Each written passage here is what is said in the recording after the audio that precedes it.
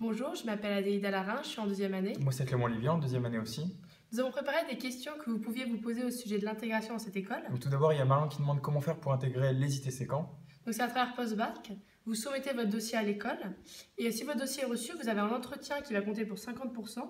Ensuite, il y aura un concours écrit pour 25% et le dossier que vous avez soumis à Postbac compte aussi pour 25%. Après, il y a Hugo qui demande quel type de questions sont posées lors de l'entretien. Donc, il n'y a pas de questions techniques à proprement parler. Le jury sait que pour l'instant, on n'est pas censé avoir de connaissances sur BTP, mais il veut chercher à savoir si on est motivé, pourquoi le BTP et pourquoi cette école. Oui. Alors c'est Léa qui nous demande sur quoi porte le concours écrit. Donc c'est à travers un QCM. Qui dit QCM dit qu'il ne faut pas répondre à toutes les questions. Enfin, répondez qu'à celles que vous connaissez. Il y aura des points négatifs. Il y aura des points négatifs et juste les cours de terminale suffisent. Après, il y a Martin qui demande comment se déroulent les 2 années de prépa. Donc, elle diffère d'une prépa classique puisque dès la première année, on a des matières liées au BTP, mais on a aussi des matières plus fondamentales comme la physique et les maths, donc indispensables au cursus d'ingénieur.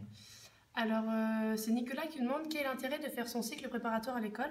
Donc, le plus gros intérêt, c'est qu'on n'a pas de concours en deuxième année. Ouais, il y a de la place pour tout le monde. Il y a de la place pour tout le monde. Il y a un esprit de cohésion entre les promos, entre chaque classe. Et oui, il n'y a pas cet esprit de compétition entre chacun.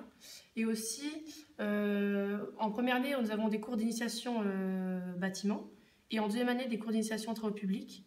Donc ça permet de déjà découvrir un peu le monde du BTP. Ouais, avec les visites de chantier, le stage ouvrier aussi. Oui. Après, il y a Aurélie qui demande quels sont les débouchés à la sortie de l'école.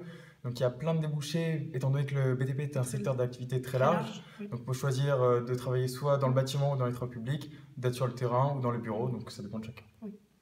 Alors c'est Antoine qui nous demande comment se passe la vie étudiante au sein de l'école. Donc pour ça, il n'y a aucun souci. On fait des soirées, il y a des événements qui sont organisés, que ça soit culturel ou sportif. Mais voilà, c'est vraiment une ville vivante. Ouais, et même pour le logement, il n'y a pas de problème. Même pour le logement, il n'y a aucun souci. En centre-ville ou sur le campus. Sur le campus, près de l'école. Après, il y a Mathilde qui nous demande de décrire l'école. Donc, c'est une école dynamique, attrayante et en pleine expansion. Donc, les travaux d'agrandissement sont bientôt finis.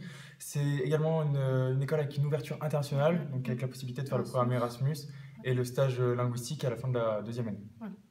Donc, nous avons terminé. J'espère que nous avons répondu à vos questions. Voilà. Et puis, bon courage pour vos examens de fin d'année. Au revoir.